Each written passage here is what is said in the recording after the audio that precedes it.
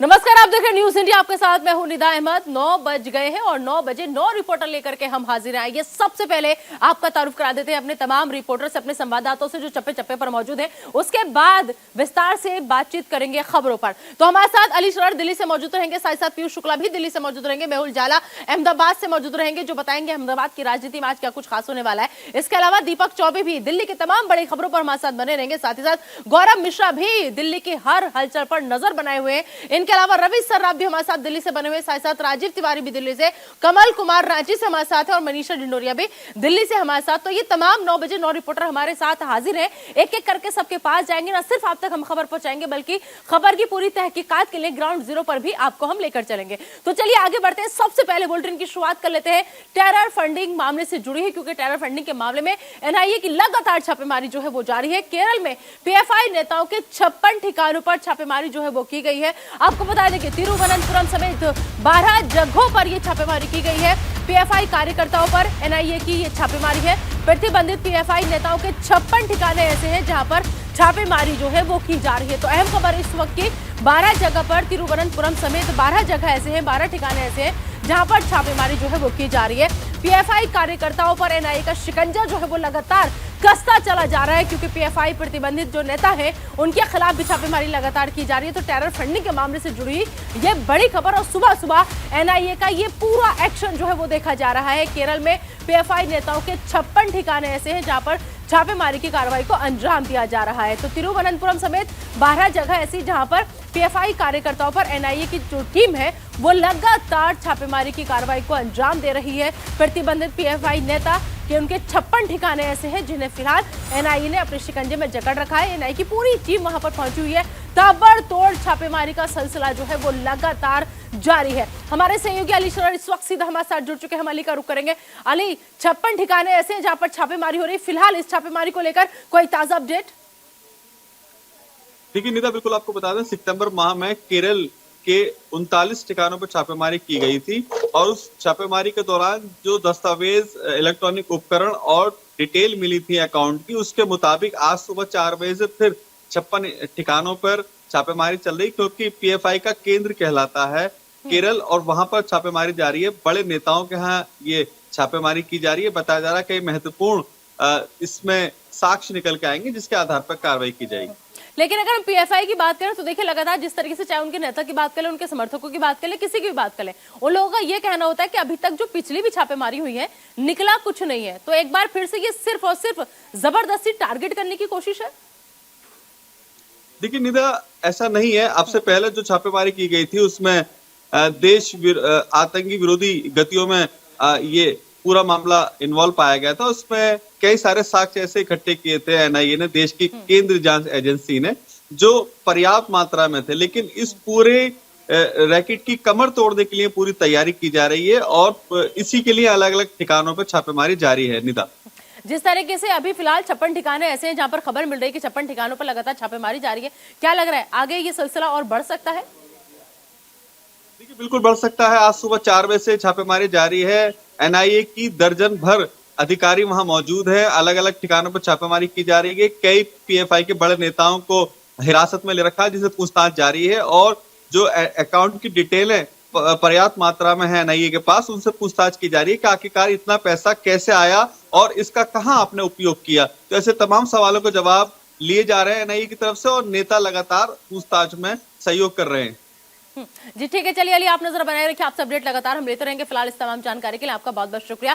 तो प्रतिबंधित पीएफआई नेताओं के 56 ठिकानों पर फिलहाल छापेमारी जो है वो लगातार चल रही है। इस बड़ी खबर पर हमारी नजर लगातार बनी हुई है। आगे बढ़ेंगे और रुक करेंगे एक और अहम खबर का। आपको बता दें कि उज्बेकिस्तान में कफ सिरप पीने से 18 बच्चों की मौत की खबर मिल रही है। उज्बेकिस्तान सरकार ने भारतीय कंपनी पर आरोप लगाया है कि मैरियन बायोटेक प्राइवेट लिमिटेड जो कंपनी है वो ये कफ सिरप बनाती है। स्वास्थ्य मंत्रालय का बाकायदा दावा भी सामने आया है। स्वास्थ्य मंत्रालय का यह दावा है कि बच्चों ने ये डॉक मैक्स सिरप जो था वो पिया था। तो कफ सिरप पीने से के बाद सांस लेने में उन बच्चों को अचानक से दिक्कत होनी शुरू हो गई। अचानक से सांस लेने में उन्हें परेशानी होनी शुरू हो गई। तो गोंबिया में भारतीय कफ सिरप पीने से 66 लोगों की भी मौत इससे पहले हुई थी। तो अहम खबर, कफ सिरप पीने के बाद सांस लेने में जैसे बच्चों को शिकायत हुई, परेशानी हुई, उसके बाद में तुरंत उन्हें अस्पताल में भर्ती कराया गया। लेकिन कफ सिरप पीने से खबर ये आ रही है कि 18 बच्चे ऐसे हैं जो मौत के गाल में समा गए हैं। उज्बेकिस्तान से ये अहम खबर, जहां पर भारतीय कंपनी पर आरोप ये लगाया है उज्बेकिस्तान सरकार ने कि भारतीय कंपनी ने इस सिरप को बनाया था। इस खबर पर ज्यादा बातचीत के लिए आइए सीधा रुख करेंगे हमारे सहयोगी पीयूष शुक्ला को, जो इस वक्त हमारे साथ जुड़ चुके हैं। पीयूष शुक्ला, जिस तरीके से भारत की कंपनी पर यह आरोप लग रहा है कि दरअसल ये सिरप यहां पर बना था, स्वास्थ्य मंत्रालय लगातार ये दावा कर रहा है, बता रहा है। उज्बेकिस्तान सरकार ने तो अपना रुख साफ कर दिया है कि ये सिरप पीने से बच्चों की मौत हुई है, लेकिन क्या भारत सरकार की तरफ से या फिर इस कंपनी की तरफ से अभी तक कोई भी रिएक्शन या फिर किसी भी तरह की कोई प्रतिक्रिया सामने आई? क्योंकि ये बहुत बड़ा आरोप है। देखिए, जो स्वास्थ्य मंत्रालय के सूत्र हैं उनका कहना साफ है कि इस तरह के जो दावे या आरोप लगाए गए हैं उसकी वो जांच कर रहे हैं और उसके लिए वो इन सभी चीजों को देख रहे हैं। इसके पहले गाम्बिया की तरफ से भी इस तरह का आरोप लगा था। WHO ने उसको आरोप को लेकर संज्ञान में लेकर भारतीय सरकार को एक पत्र लिखा था, लेकिन जब भारत ने उसकी जांच कराई और तथ्यों को देखा और उसके बाद जब WHO से उस पर सवाल किए तो WHO के पास जवाब नहीं बना और आखिरकार WHO को पीछे हटना पड़ा क्योंकि वो दवा सही थी। अब भारतीय सरकार, चूंकि भारत में जो ड्रग कंट्रोल बोर्ड है उसका जो पैनल है वो पैनल पूरी तरह से जांच करने के बाद चीजों को सर्टिफाइड देता है और करता है। ऐसे में सरकार के तरफ से अगर किसी दवा पर कोई आरोप लगे और तथ्यों की परख क्या है इसको लेकर उसने पत्र लिखा है और अब जांच होगी। जांच में अगर दवा कंपनी गलत होगी तो उस पर कार्रवाई होगी, अगर दवा कंपनी सही है, उसकी चीजें सही हैं, तो निश्चित तौर पर उज्बेकिस्तान सरकार को भी पत्र लिखेगी। क्योंकि इसके पहले ब्रिटेन ने भी कोविड शील्ड वैक्सीन को लेकर एक बात कही थी, वहां के स्वास्थ्य मंत्री ने, कि भारत से जो वैक्सीनेटेड लोग होंगे उनकी वो एंट्री देंगे तब जब क्वारंटीन होंगे। और ऐसे में भारत सरकार ने उस वक्त तत्कालीन कदम जो उठाए थे उन कदमों में साफ कहा था कि हम इंग्लैंड से भी जो आएंगे उनको हम यहाँ पर क्वारंटीन करेंगे और उसके बाद इंग्लैंड को पीछे हटना पड़ा था। लेकिन पहले गाम्बिया की तरफ से ये आरोप लगाया जाता है कि भारतीय कफ सिरप पीने से 66 लोगों की मौत हो गई। अब इसके बाद उज्बेकिस्तान ये आरोप लगा रहा है सीधा सीधा, बल्कि भारतीय कंपनी को कसूरवार ठहरा रहा है कि उसका सिरप पीने से ऐसा हुआ है। तो नहीं लगता कि ऐसे में जो भारतीय कंपनियां हैं उनकी भी जिम्मेदारी बनती है कि वो सामने आए और आकर के क्या सच्चाई है उसको सबके सामने रखें? निदा, गाम्बिया का जो मसला था उस मसले पर सीधे तौर पर जो जांच हुई थी, जांच की जो रिपोर्ट आई थी उस रिपोर्ट में सिरप बनाने वाली वो कंपनी सही पाई गई थी, उसमें कोई गलती नहीं थी। और गाम्बिया की तरफ से जो आरोप लगाए गए थे, WHO ने जो पत्र भेजा था उस पर स्वास्थ्य मंत्रालय ने WHO से जो लेटर भेजा उसका अभी तक WHO ने जवाब नहीं दिया। तो कुल मिलाकर गाम्बिया का वो आरोप, वो तथ्य गलत साबित हुए थे। उसके बाद अब उज्बेकिस्तान का मामला आया है। ऐसे में उस दवा कंपनी के सैंपल्स वापस लिए गए हैं और उनकी जांच की जाएगी। जांच करके जो तथ्य आएंगे सामने उस हिसाब से कार्रवाई की जाएगी। बिल्कुल, दरअसल यही जानने की कोशिश हम पीयूष कर रहे थे कि जो दवा कंपनी है तो उससे क्या एक्शन मांगा गया है या उसके खिलाफ क्या कार्रवाई सरकार कर रही है। तो देखिए, सैंपल जो है वो मांग लिया गया है, अब बहुत जल्द दूध का दूध पानी का पानी हो जाएगा। ऐसा भी हो सकता है कि पहले की तरह आरोप गलत हो, क्योंकि पिछली बार भी 66 लोगों की मौत का जिम्मेदार सीधा सीधा भारतीय कंपनी को करार दिया गया था, लेकिन वो सब कुछ झूठ निकला था। फिलहाल बहुत बहुत शुक्रिया पीयूष इस तमाम जानकारी के लिए आपका। चलिए आगे बढ़ेंगे और अब बात कर लेते हैं पाकिस्तानी भारतीय नाव का अपहरण जो है वो किया गया है, और साथ ही साथ आपको बता दें कि आज दरअसल केंद्र शासित प्रदेशों की बैठक जो है वो भी होने जा रही है। और इस बैठक में देखना होगा कि अमित शाह जब रहेंगे, खुद से यहाँ पर मौजूद रहेंगे, तो वो क्या कुछ कहते हैं इस पूरी बैठक को लेकर। क्योंकि आपको हम बता दें कि दरअसल दिल्ली में केंद्र शासित प्रदेशों की आज अहम बैठक जो है वो होने जा रही है। गृह मंत्री अमित शाह की अध्यक्षता में यह बैठक होगी। जम्मू कश्मीर के हालातों पर इस बैठक में चर्चा होगी। आर्थिक विकास, कानून व्यवस्था पर चर्चा की जाएगी। केंद्र समर्थित योजनाओं की भी समीक्षा होगी। तो अहम खबर इस वक्त की आपको हम बता रहे हैं कि आज दिल्ली में केंद्र शासित प्रदेशों की अहम बैठक जो है वो होने जा रही है। और दरअसल इस बैठक में गृह मंत्री अमित शाह जो है वो मौजूद रहेंगे। अमित शाह की अध्यक्षता में यह बैठक जो है वो दिल्ली के अंदर होने जा रही है। जम्मू कश्मीर में जो हालात हैं, जम्मू कश्मीर के हालातों पर चर्चा होगी इस बैठक के दौरान। साथ ही साथ आर्थिक विकास, कानून व्यवस्था पर भी चर्चा इस बैठक के दौरान की जाएगी।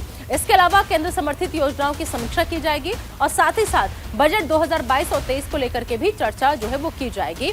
कि आज दिल्ली में केंद्रीय गृह मंत्री अमित शाह केंद्र शासित प्रदेशों की बैठक की अध्यक्षता करेंगे और इस बैठक में केंद्र शासित प्रदेशों के प्रतिनिधि मौजूद रहेंगे।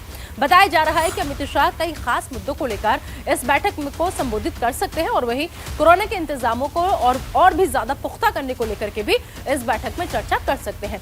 वहीं इस बैठक में जम्मू कश्मीर के हालातों को लेकर के चर्चा होगी। केंद्रीय गृह मंत्री अमित शाह जम्मू कश्मीर में अर्थव्यवस्था, आर्थिक विकास और कानून व्यवस्था की स्थिति की भी समीक्षा करेंगे। बैठक में केंद्र समर्थित योजनाओं की समीक्षा की जाएगी। साथ ही केंद्र शासित प्रदेशों में पर्यटन विकास के लिए अब तक किए गए कामों की समीक्षा की जाएगी। बैठक में बजट 2022-23 और बजट 2022-24 को लेकर के भी चर्चा की जाएगी। तो गृह मंत्री अमित शाह की अध्यक्षता में ये बैठक जो है वो होने जा रही है। जम्मू कश्मीर के हालातों पर भी चर्चा होगी और तो गृह मंत्री अमित शाह की अध्यक्षता में ये बैठक होगी जिसमें आर्थिक विकास, कानून व्यवस्था पर चर्चा होगी।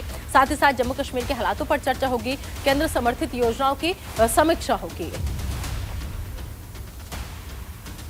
तो बजट 2022-23 को लेकर के भी चर्चा संभव है। इस बैठक के दौरान दिल्ली में केंद्र शासित प्रदेशों की अहम बैठक है आज और इस बैठक पर सबकी नजर है।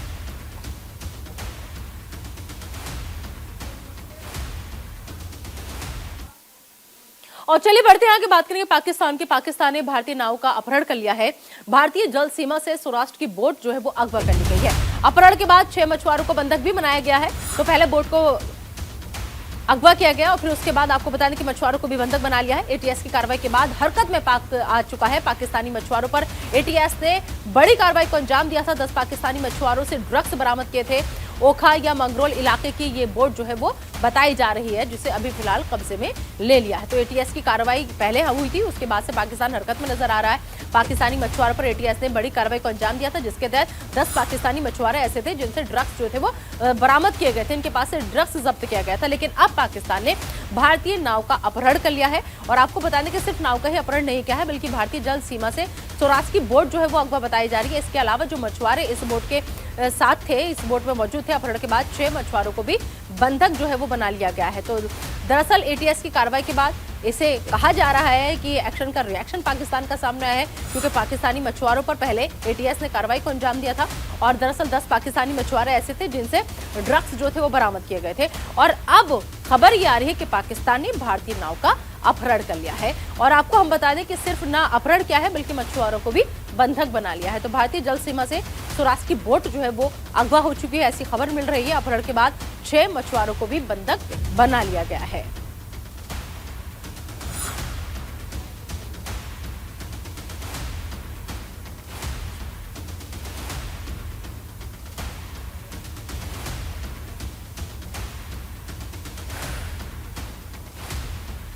तो अहम खबर इस वक्त की, पाकिस्तान ने भारतीय नाव का अपहरण कर लिया है। आपको बता दें कि भारतीय जल सीमा से सौराष्ट्र की बोट जो है वो अगवा हो गई है। अपहरण के बाद 6 मछुआरों को बंधक बनाया गया है।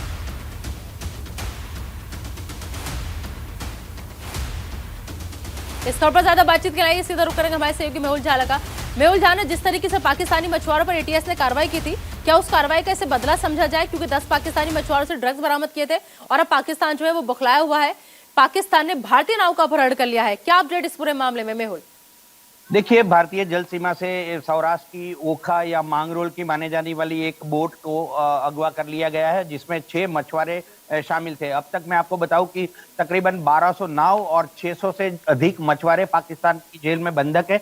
मैं आपको याद दिलाना चाहूंगा कि महज 3 दिन पहले ही एटीएस और कोस्ट गार्ड ने जिस तरह से भारतीय जल सीमा से 10 पाकिस्तानियों को धर दबोचा था, उनके पास 300 करोड़ के करीब ड्रग्स पाया गया था और 6 पिस्टल के साथ 120 जितने कार्टिस बरामद किए थे। इस बड़े ऑपरेशन के बाद कहीं ना कहीं लगता है कि पाकिस्तान बड़े पैमाने पर बौखलाया हुआ है। उनकी जो नापाक इरादे थे गुजरात को दहलाने के लिए, चूंकि ड्रग्स और हथियार दोनों, ये पहली बार हुआ है कि अब तक ड्रग्स पकड़ा जाता था, पर ये पहली बार हुआ है कि ड्रग्स और हथियारों के साथ जो 10 पाकिस्तानी गुजरात में समुद्री सीमा से घुसपैठ करने की कोशिश कर रहे थे, उनको एटीएस और कोस्ट गार्ड ने संयुक्त ऑपरेशन में धर दबोचा। उसके बाद ये तुरंत 24 घंटे के भीतर भीतर पाकिस्तान ने एक बोट में 6 मछुआरों को बंधक बनाकर अगवा कर लिया है। ठीक है, बिल्कुल मेहुल, चलिए इस तमाम जानकारी के लिए आपका बहुत बहुत शुक्रिया। तो अपहरण नाव को किया गया, उसके बाद 6 मछुआरों को भी बंधक बना लिया गया। चलिए बढ़ते हैं आगे और बता दें आपको कि भारत का पाकिस्तान पर निशाना। न्यूयॉर्क में बोली रुचिरा कंबोज के आतंकवाद ने भारत को गहरे जख्म दिए हैं। हजारों बेगुनाहों ने अपनी जान गंवाई। आतंकवाद को लेकर यूएन में भारत के सह प्रतिनिधि ने आतंकवाद को लेकर अपना दर्द जो है वो दुनिया के साथ साझा किया है। न्यूयॉर्क में रुचिरा कंबोज ने कहा कि भारत को आतंकवाद से गहरे जख्म मिले हैं। उन्होंने कहा कि दुनिया ने पहले आतंकवाद की गंभीरता पर ध्यान नहीं दिया, लेकिन भारत ने कई दशक सीमा पार से आए आतंकवाद का सामना किया है और इस प्रक्रिया में हजारों बेगुनाहों ने अपनी जान गंवाई है। रुचिरा कंबोज ने कहा कि हमने जीरो टॉलरेंस के साथ आतंकवाद का मुकाबला किया और हम ऐसा करना जारी रखेंगे। पीएम मोदी का जिक्र करते हुए रुचिरा ने कहा कि पीएम मोदी ने कहा है कि हम आतंकवाद को जड़ से खत्म होने तक आराम नहीं करेंगे। तो भारत का पाकिस्तान पर यह निशाना, जिसमें साफ साफ कहा गया, न्यूयॉर्क में बोली है रुचिरा कंबोज कि जिस तरीके से पाकिस्तान लगातार आतंकवाद को बढ़ावा देता है, आतंकवाद ने भारत को गहरे जख्म दिए हैं। हजारों बेगुनाहों ने अपनी जान जो है वो गंवाई है पाकिस्तान की वजह से और आतंकवाद ने भारत को गहरे जख्म दिए हैं। और साथ ही साथ प्रधानमंत्री नरेंद्र मोदी का भी उन्होंने जिक्र किया। उन्होंने कहा कि पीएम मोदी ने भी साफ साफ ये कहा है कि जब तक हम आतंकवाद को खत्म नहीं कर देंगे तब तक हम आराम से नहीं बैठेंगे। तो रुचिरा कंबोज यहाँ पर पहुंची थी न्यूयॉर्क में, जहां पर जब वो बोली, उनका जब उन्होंने संबोधित किया तो उसके बाद उन्होंने पाकिस्तान पर जमकर हमला बोला और साफ साफ वो अपना दर्द जो थी वो साझा करती हुई नजर आई। उन्होंने कहा कि हमें पाकिस्तान ने बहुत जख्म दिए हैं। इस खबर पर ज्यादा बातचीत के लिए आइए सीधा रुख करेंगे हमारे सहयोगी गौरव मिश्रा का। गौरव, न्यूयॉर्क में जाकर के जिस तरीके से पाकिस्तान को खरी खोटी सुनाई गई यूएन में भारत की स्थायी प्रतिनिधि ने, क्या लग रहा है कि पाकिस्तान कभी कोई सबक सीखेगा या नहीं सीखेगा? देखिए, संयुक्त राष्ट्र में जिस तरीके से इस पूरे विषय को उठाया गया, खास करके अगर इस आतंकवाद के मुद्दे पर रुचिरा कंबोज ने जिस तरीके से खुल के इस बात को रखा, खास करके इस आतंकवाद की समस्या पर गृह मंत्री अमित शाह ने भी कई बार अपने तरफ से बयान दिए हैं और आतंकवाद को लेकर के भारत जीरो टॉलरेंस की जो नीति है उस पर काम कर रहा है। इस पर उन्होंने यूएन के तमाम स्थायी सदस्यों को बताने की कोशिश की। हालांकि न्यूयॉर्क में इस बात को उन्होंने कहा है, इसका असर बाकी के देशों पर भी पड़ेगा और आने वाले दिनों में, क्योंकि भारत जो है वो आंतरिक जो आतंकवाद की गतिविधियां, खास करके जो घुसपैठ की बहुत बड़ी समस्या है सीमावर्ती इलाकों से, भारत में घुसपैठ होती है बड़े पैमाने पर और उस घुसपैठ का सबसे बड़ा नुकसान होता है वो बड़े हमले होते हैं आतंकी, जिसमें तमाम हमारे बेगुनाह जो लोग हैं वो मारे जाते हैं। उस पर भी उन्होंने ध्यान आकर्षित किया। साथ ही साथ रुचिरा कंबोज ने इस बात को भी कहा कि खुद हमारे देश के प्रधानमंत्री नरेंद्र मोदी आतंकवाद को लेकर के जीरो टॉलरेंस की नीति पर काम कर रहे हैं। और देखिए निदा, ये बहुत स्पष्ट है कि भारत लगातार आतंकवाद की समस्या से जूझता है। तमाम अगर हम बड़े हमलों की बात करें, 26/11 की बात करें, सबसे बड़ा उदाहरण है जिसमें ये बहुत क्लियर हो गया कि पाकिस्तान किस तरीके से तमाम मसलों में इन्वॉल्व रहता है और जिस तरीके से उसकी भूमिका रहती है। और खास करके अगर हम सीमावर्ती इलाकों की बात करें, जिस तरीके से हमारी सीमाएं हैं, हम उसको सुरक्षित करने का काम कर रहे हैं। अभी खुद गृह मंत्री अमित शाह ने ऑफ द रिकॉर्ड एक बैठक में इस बात को कहा था कि सबसे ज्यादा जो सीमाओं को, खास करके जो हमारी घुसपैठ की समस्या थी, उस पर हम लोगों ने कंट्रोल किया। बहुत सारी सीमाओं को हमने सही किया, खास करके बांग्लादेश की अगर लेकिन गौरव, जिस तरीके से भारत लगातार आतंकवादी गतिविधियों से घिरा रहता है और पाकिस्तान लगातार नाकाम कोशिशें करता है, नापाक कोशिशें करता है भारत को दबाने की, हमले करने की, ऐसे वक्त में अगर कोई ऐसा प्लेटफॉर्म मिलता है जहां पर रुचिरा कंबोज थी, वहां से अपनी बात को आगे रखना और हमारी जो भी समस्या है या हम कैसे उस समस्या से जूझ रहे हैं उसको बताना, कितना बड़ा मैसेज जाता है बाकी और कंट्रीज को भी? देखिए, अपने आप में बहुत बड़ा मैसेज है ये। और अक्सर जब हम इस बात को एक वैश्विक पटल पर जाकर के कहते थे, खास करके अगर संयुक्त राष्ट्र में इस बात को कही गई है, तो पहले की बातों में ये कहा जाता था कि पाकिस्तान ही आतंक का जड़ है, इसका क्या सबूत है। और भारत ने समय समय पर तमाम देशों के समक्ष इस तरीके के सबूत भी पेश किए हैं, साक्ष्य पेश किए कि किस तरीके से पाकिस्तान तमाम आंतरिक गतिविधियों में जो उनकी भूमिका होती है, जो इन्वॉल्व होता है, पाकिस्तान ही रहता है। और उसके बाद से पाकिस्तान ने कई वैश्विक पटल पे मुंह की खाई है। खास करके अगर हम बात करें रुचिरा कंबोज की, उन्होंने बहुत स्पष्ट कहा कि भारत में जो आतंक की जो फैक्ट्री है वो उसको संरक्षण देने का काम अगर कहा जाए तो भारत का जो पड़ोसी मुल्क है पाकिस्तान वो कर रहा है। और समय समय पर भारत ने इस तरीके के जो सबूत है वो भी देश के सामने रखा है। तमाम देशों ने इस बात को माना है। हालांकि जिस तरीके से अब भारत में आतंकवाद को लेकर के जो जीरो टॉलरेंस की नीति भारत काम कर रहा है, आपने देखा कि हमारी सेनाएं लगातार जो सर्च ऑपरेशन करती हैं सीमा पर, जो जिस तरीके से तमाम चीजों का सामना कर रही हैं, तो उसमें बहुत सारे आतंकी बीच में मार गिराए गए और उसको लेकर के लगातार ये जो अभियान है वो लगातार जारी भी है सेना की तरफ से। बिल्कुल। चलिए गौरव, बहुत बहुत शुक्रिया इस तमाम जानकारी के लिए। तो जिस तरीके से पाकिस्तान पर निशाना साधा गया, अपना दर्द साझा किया गया, बहुत जरूरी हो जाता है ऐसे प्लेटफॉर्म से एक एक मैसेज अपने हिंदुस्तान की तरफ से देना। चलिए आगे बढ़ते हैं और बात कर लेते हैं राष्ट्रपति द्रौपदी मुर्मू की। दरअसल राष्ट्रपति द्रौपदी मुर्मू का तेलंगाना दौरा लगातार जारी है। नर्सिंग कॉलेज के छात्रों से वो मुलाकात करेंगे और महिला दक्षता समिति के सदस्यों से भी बातचीत करेंगे। स्टैच्यू ऑफ इक्वालिटी भी जाएंगे राष्ट्रपति मुर्मू। और राष्ट्रपति मुर्मू ने आपको बता दें कि भद्राचलम का दौरा क्या है और बुनियादी ढांचे के विकास की आधारशिला रखी है। राष्ट्रपति द्रौपदी मुर्मू का दक्षिण भारत का दौरा जारी है और आज राष्ट्रपति मुर्मू हैदराबाद में G Narayanamma institute of technology and science के छात्रों से मुलाकात करेंगे। वहीं राष्ट्रपति Murmu BM Malani nursing college की महिला दक्षता समिति के सुमन जूनियर कॉलेज के छात्रों और संकाय सदस्यों के साथ बातचीत करेंगे। इसके साथ ही राष्ट्रपति मुर्मू शमशाबाद के श्री राम नगरम में स्थित स्टैच्यू ऑफ इक्वालिटी भी जाएंगे। और इससे पहले राष्ट्रपति मुर्मू ने बुधवार को भद्राचलम का दौरा किया था और प्रसाद योजना के तहत भद्राचलम मंदिर में पर्यटन बुनियादी ढांचे के विकास की आधारशिला रखी थी।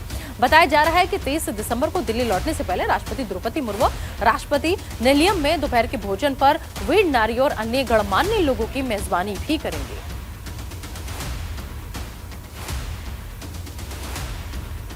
इस खबर पर ज्यादा बातचीत के लिए सीधा रुख करेंगे हमारे सहयोगी रवि सराफ का। रवि सराफ, लगातार दौरा जो है वो राष्ट्रपति का जारी है। राष्ट्रपति द्रौपदी मुर्मू ने तेलंगाना दौरे पर है। आज नर्सिंग कॉलेज के छात्रों से भी मुलाकात का उनका कार्यक्रम है और क्या क्या खास कार्यक्रम है उनका आज? बिल्कुल नीता, देखिए आपको बता दें कि राष्ट्रपति द्रौपदी मुर्मू लगातार छात्रों से संवाद करते रहती है और पहले भी उनका ये एरिया ऑफ इंटरेस्ट भी रहा है, छात्रों से बातचीत करना और उनके भविष्य के बारे में चर्चा करना। इसी के तहत तेलंगाना में भी लगातार राष्ट्रपति द्रौपदी मुर्मू जो है वो छात्रों से संवाद करते हुए नजर आई और आगे भी वो करेंगे। और जहां तक बात है आगे की, तो तेलंगाना और दक्षिण खासतौर पे भारत के लिए बहुत ही महत्वपूर्ण हिस्सा है और ऐसे में प्रधानमंत्री हो या राष्ट्रपति हो तो उनका जब भी दौरा होता है दक्षिण का तो बहुत ही महत्वपूर्ण होता है और कई सारे आधारशिला भी राष्ट्रपति द्रौपदी मुर्मू पर रखना है, तो बहुत महत्वपूर्ण दौरा है।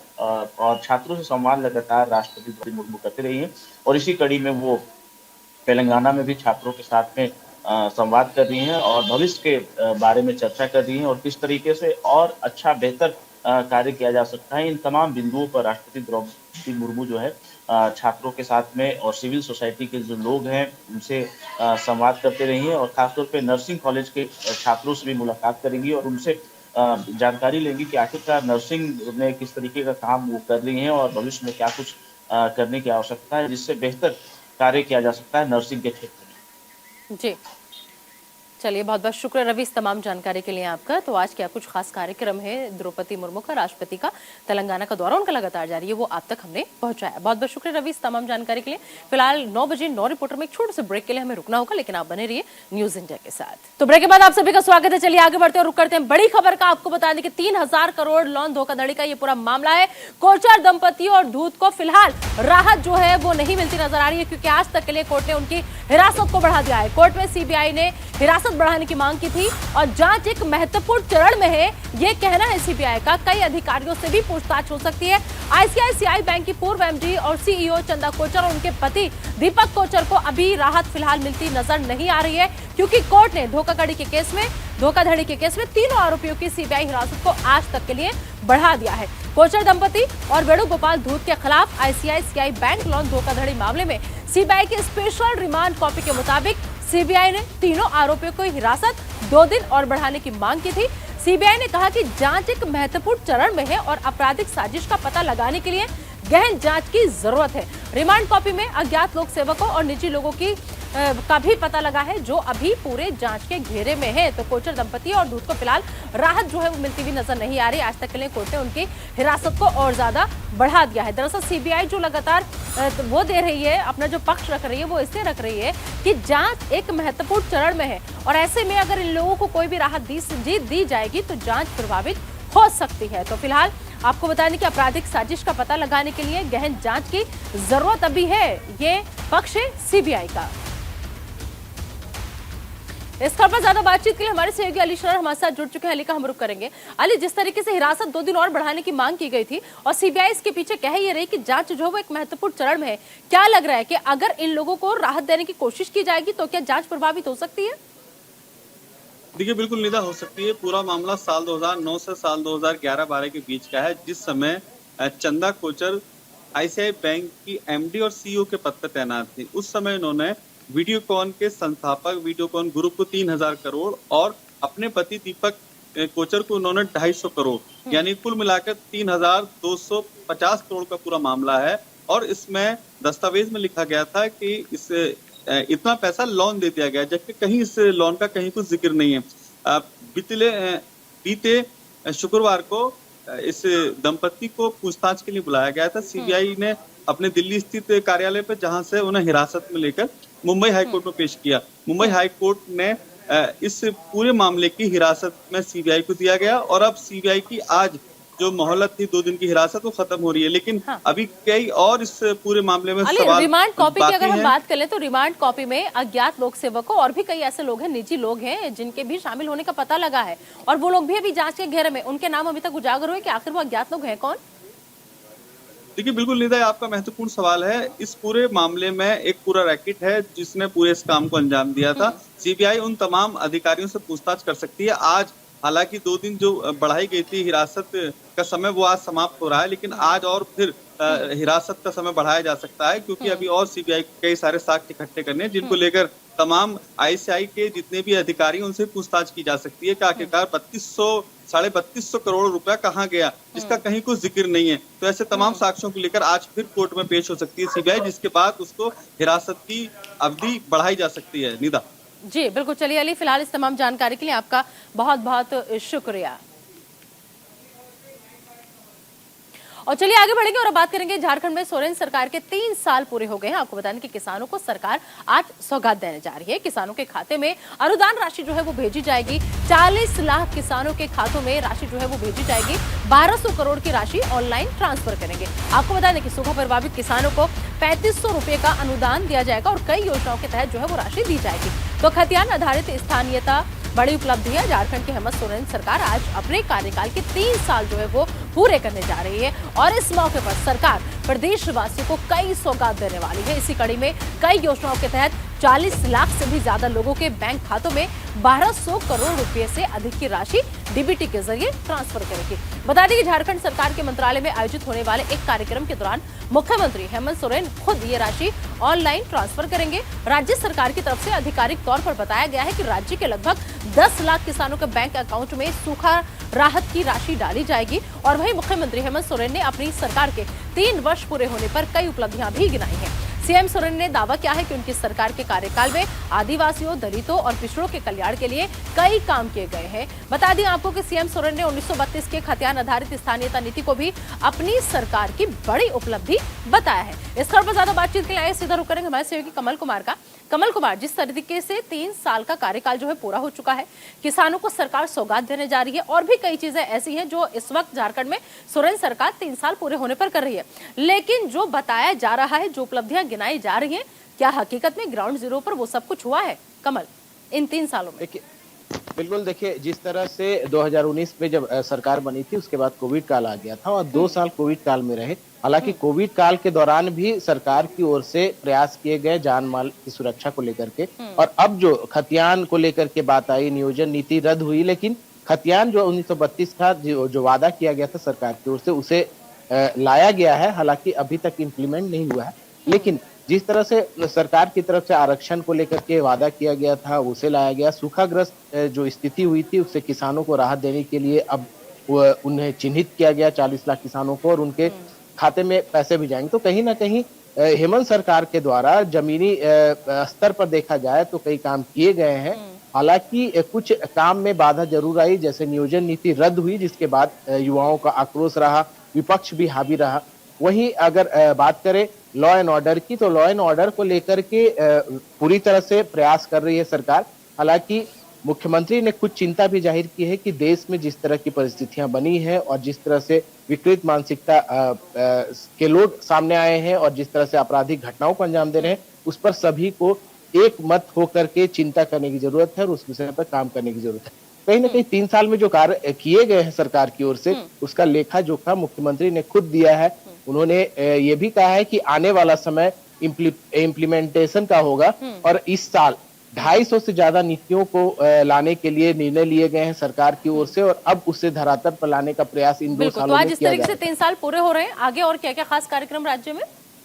देखिए कहीं ना कहीं आज प्रोजेक्ट भवन में मुख्यमंत्री की अध्यक्षता में ये कार्यक्रम होगा। 3 साल पूरे होने पर पदाधिकारी रहेंगे और किसानों को जो वादा किया गया था, सूखाग्रस्त किसानों को चिन्हित किया गया था, उन्हें उनके खाते में पैसे जाएंगे डीबीटी के माध्यम से। वहीं उसके अलावे अन्य मामलों को लेकर के भी सौगात कुछ दे सकते हैं मुख्यमंत्री की ओर से, क्योंकि मुख्यमंत्री से जब इस सवाल किया गया था तो उन्होंने कहा था कि समय आने दीजिए, सब सामने आएगा। 29 तारीख को तीसरा साल हो रहा है, उसमें सब कुछ सामने आएगा और क्या सौगात देते हैं वो देखने वाली बात। बिल्कुल ठीक है कमल, आप नजर बनाए रखिएगा। फिलहाल इस तमाम जानकारी के लिए आपका बहुत बहुत शुक्रिया। तो सोरेन सरकार के आज 3 साल पूरे होने जा रहे हैं। चलिए आगे बढ़ेंगे और बात करेंगे दिल्ली एनसीआर में बढ़ रहे सर्दी के सितम की। आपको बता दें कि 31 दिसंबर से फिर से कोहरे का प्रकोप जो है वो दिखेगा। 2 जनवरी तक 4 डिग्री के पास रहेगा तापमान। हरियाणा उत्तर प्रदेश में सुबह के समय कोहरा जो है वो लगातार छाया हुआ है और दिल्ली एनसीआर में ठंड और शीतलहर जो है वो बढ़ती जा रही है। मीडिया रिपोर्ट की अगर हम बात करें तो मीडिया रिपोर्ट के मुताबिक 31 दिसंबर से फिर से शीतलहर और घने कोहरे का प्रकोप जो है वो बढ़ेगा और साथ ही 2 जनवरी तक न्यूनतम तापमान 4 डिग्री तक पहुंच जाएगा। हालांकि बुधवार को दिल्ली में कोहरे से थोड़ी राहत मिली थी, लेकिन हरियाणा और उत्तर प्रदेश के कई इलाकों में सुबह के समय घना कोहरा छाया रहा। वहीं गौतम बुद्ध नगर प्रशासन ने सर्द मौसम के मद्देनजर नोएडा और ग्रेटर नोएडा में 8वीं तक के छात्रों के लिए 1 जनवरी तक स्कूलों में कक्षाएं नहीं लगाने का आदेश जारी किया है। तो 2 जनवरी तक आपको बता दें कि 4 डिग्री तापमान रहेगा। 31 दिसंबर से कोहरे का प्रकोप जो है वो दिखना शुरू हो जाएगा। हालांकि हरियाणा उत्तर प्रदेश में सुबह सुबह कोहरे का असर दिख रहा है, तो लगातार दिल्ली एनसीआर में सर्दी का सितम बढ़ रहा है और अब 31 दिसंबर से फिर से कोहरे का प्रकोप जो है वो दिखेगा, क्योंकि सर्दी और ज्यादा बढ़ेगी। 2 जनवरी तक 4 डिग्री के पास तापमान रहने का अनुमान जो है वो जताया जा रहा है। हरियाणा उत्तर प्रदेश में सुबह के समय हालांकि कोहरा जो है वो लगातार छाया हुआ है।